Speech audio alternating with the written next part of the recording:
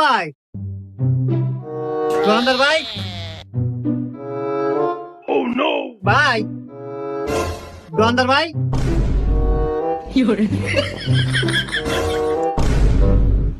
ভাই কি নিবেন?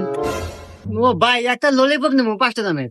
ও এই নেন ভাই।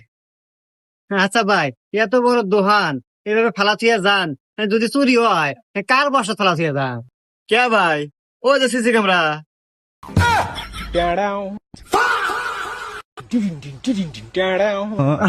আচ্ছা ভাই ওই ইয়া ইয়া ইয়া ওই আমি এলাকা ঠান্ডা ফুড নিছি এলাকা 10টো, আর ওই যে দুটো কেক কেক কেক নিছি আর একটা ললিপপ। কয়টা কইলো ভাই?